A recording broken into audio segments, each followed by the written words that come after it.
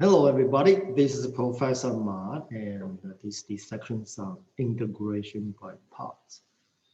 And the first thing is the phrase the word ate, and this is the symbols. And basically, this is a good guide for the choosing of an important component in these techniques. Okay, you'll see.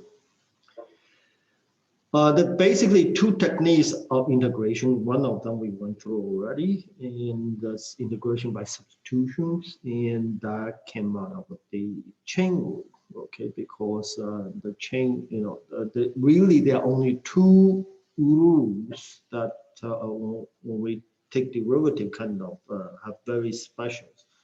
One of them is the multiplications and quotient rule, multiplication quotient, or a kind of lump them together if you want.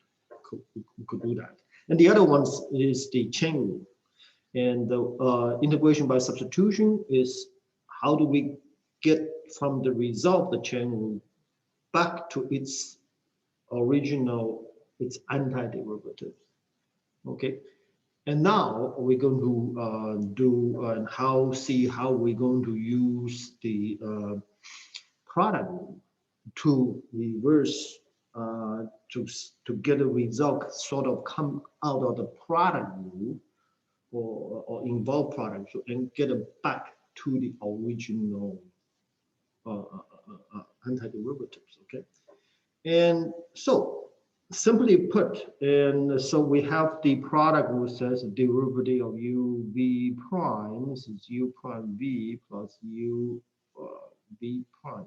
So in terms of antiderivative, this is the antiderivative of the right hand side, it's the left hand side plus a constant. However, this particular version is not very useful because if I give you an integral or somebody dx, it's very difficult to match these things to that because usually the integral is simplified. So we need the useful versions, usable version. So the usable version is this. We move one of the term to the other side, integral term to the other side. And we put in this format, and voila, this is the integrations by parts formula. Okay. So it basically says if we simplify, simpler description is if I call this part v prime at dx, okay, that came from dv dx is v prime, so dv is v prime dx. In general, if we have every formula in terms of x, then dw is w prime dx, dz is z prime dx. So this is a general form, and they just if everything it's a formula in terms of x. So if you see dv, it is a product of derivative dv dx.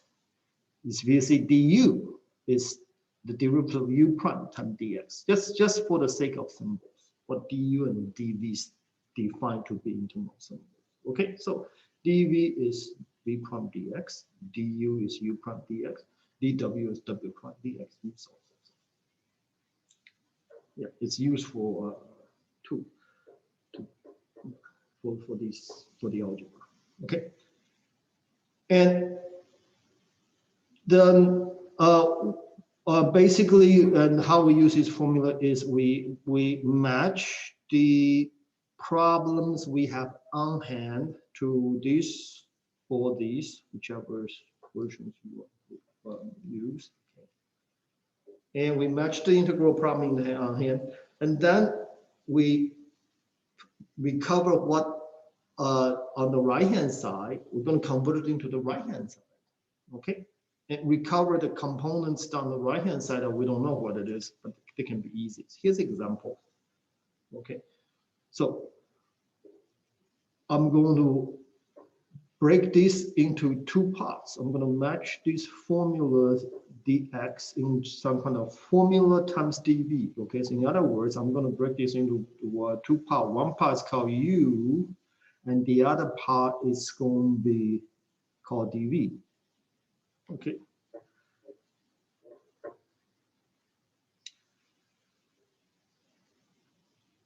Okay, and once we decide to do that, from here, then the conversion into the other side of the integration by part, it's automatics. Okay, and there are many ways to do these, but this is the way that we'll present in this particular PowerPoint. Okay, so one more time, once I have matched these different something with dx, okay, to dv, and something else maybe to the part u, and I have these two parts. I have what u is and what dv is, okay, and once the decision is made, and we do that, the following: we take the derivatives of the formula u, okay, to have du.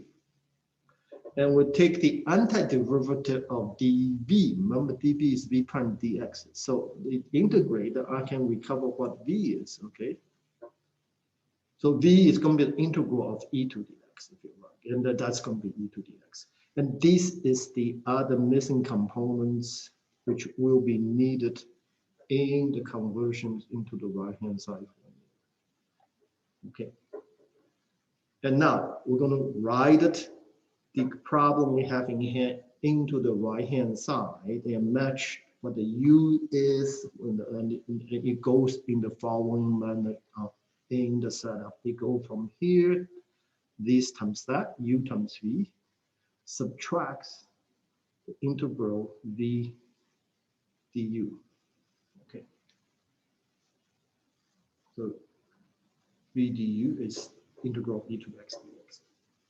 And here comes the part about integration by parts. Integration by parts doesn't give you the answer directly.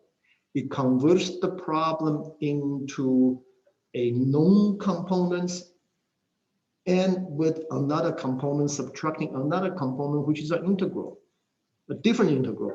But your hope is that different integral, this integral can be integrated easier than the original integral, okay, and which can be done. In this case, oh yeah, I know what integral of e to the x is e to the x. Okay, so I can integrate that. So that's how we do integration by parts. Okay, and here's another one. Oh. Let's just go through really fast the stuff for integration by parts. Okay, you need to match the integrands. I'm going to separate the two parts. A part u and d, a part called u, a part called dv. dv is the part with dx. Okay, the dv part is set with dx. Okay. And then automatically you will take derivative on the u, you take antiderivative on the dv. And then you put it on the right-hand side and match the components, and you have another integral problem which you proceed. Okay. And when we use these techniques, there's only two techniques. Okay, if you give me an integral problems, and the first things I would check is this. It come from chain rules or the substitution will work. Okay, if the substitution doesn't work, you know, and then I will try to see if the integration by parts. Okay, and one things about dv, when we choose the dv, okay, we'll have u and we'll have the other parts dv. Remember that dv part you have to integrate it, so that part better be integral. You can do the integral of that. Let's check. Okay, so that's something when we separate the u and dv, you have to keep that in mind. So here are more examples. Oh, by the way, here is the list of things you usually choose for u in this order. The thing. log, inverse trig functions, algebraic functions, like polynomials, and then trig, and then last exponential. Okay, and it. Okay, I know it's kind of arbitrary, but it turns out to be these ways. Okay, so why is that? It just turns out that. So Liate's log. So a log of x itself u. Okay, Liate L. Okay, use L, the log of x. So then the other part is the dx. Take derivative, take integral.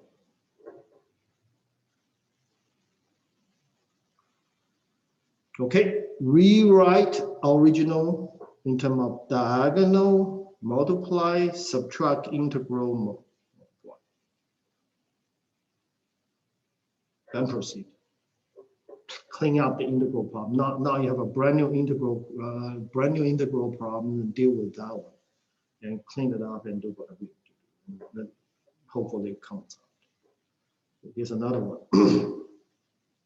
Okay, just to show you, if I throw in x cubed, okay, same thing. U is the log, the ate. So U is the log.